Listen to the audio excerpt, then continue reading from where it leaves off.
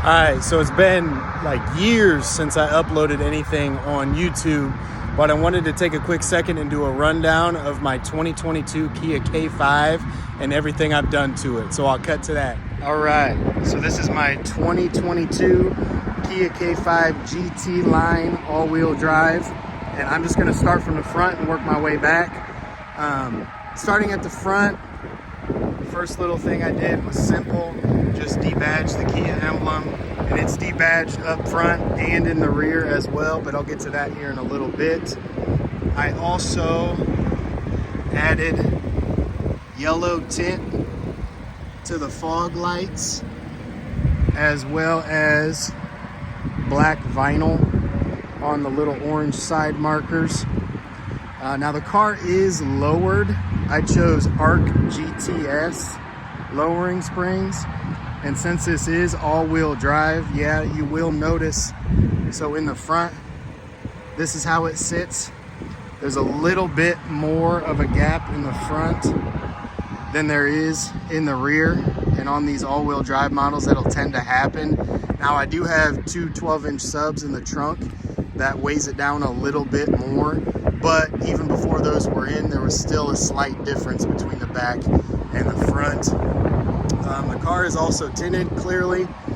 Up front, I went with 20% on the entire windshield, and there's also a 2% brow up top. You can't really tell from the outside, but you can tell from the inside, obviously. The sides are all 5%, including the back window. The chrome has been fully deleted and vinyl wrapped in 3M vinyl all around. I added the slim, or whatever you want to call it, low profile rain guards to the side. I think they look good, as well as just the cheap duckbill spoiler you can get on Amazon or get on eBay. I also had the taillights tinted. I had the red reflectors on the bottom tinted, and like I said earlier, completely debadged the whole back of the car. I wrapped the pillars along the top in gloss black vinyl as well, just to go along with the panoramic roof. The whole roof was already black. Figured I'd try that out, and I ended up liking it, so I'm going to keep that.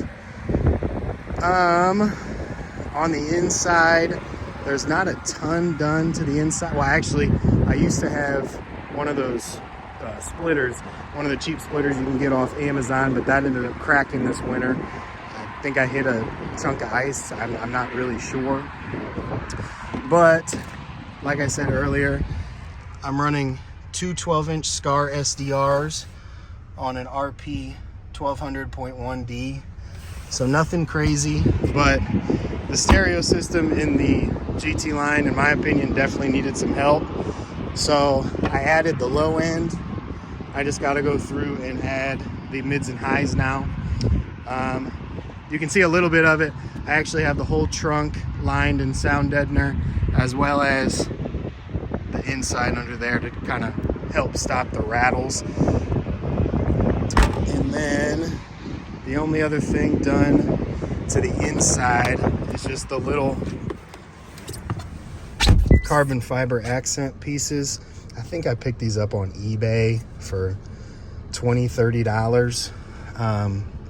Both of them were combined were around $40-$45, something like that. I don't really remember.